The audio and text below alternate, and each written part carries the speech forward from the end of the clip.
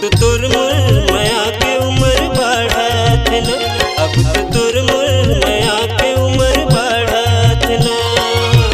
बढ़त वो बढ़त न, बढ़त वो बढ़त न, बढ़त वो बढ़त न, बढ़त वो बढ़त न। अब तो तुर मुर माया के उम्र बढ़त न, अब तो तुर मुर माया के उम्र बढ़त न।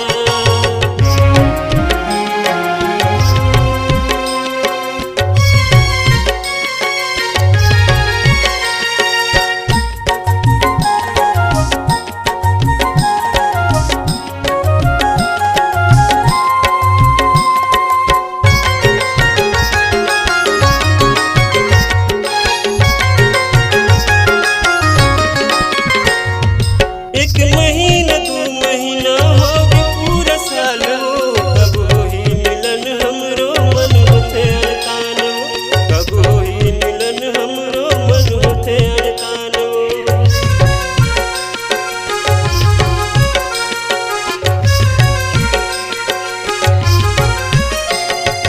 एक महीना दू महीना हो गए पूरा साल हो, कब होई मिलन हमरो मन होते अड़तान हो, कब होई मिलन हमरो मन होते अड़तान हो।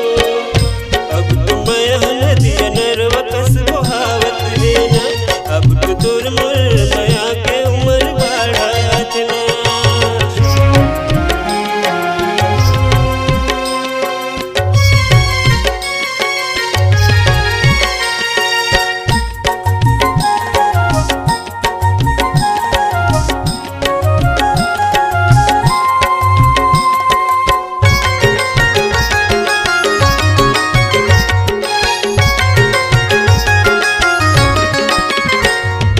कैसे कहो तोला अपन मन के बातला, तही हर बता दे मोला कबला नो बरातला, तही हर बता दे मोला कबला नो बरातला।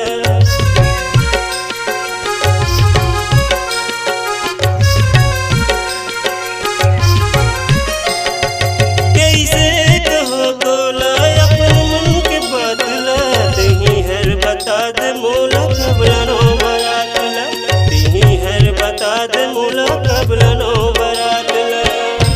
अब जवानी उम्र हमरो लड़खड़ावत है न, अब तो तुर मुर माया के उम्र बढ़त न, अब तो तुर मुर माया के उम्र बढ़त न, अब तो तुर मुर माया के उम्र बढ़त न।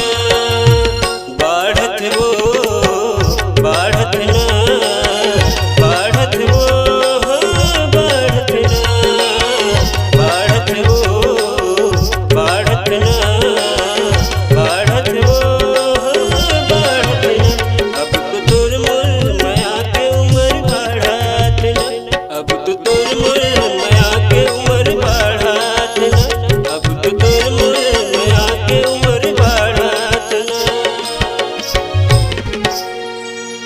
नमस्कार दोस्तों, नए नए छत्तीसगढ़ी गाने सुनने और देखने के लिए हमारी वीणा म्यूजिक को सब्सक्राइब करें और बेल आइकॉन के बटन को क्लिक करें।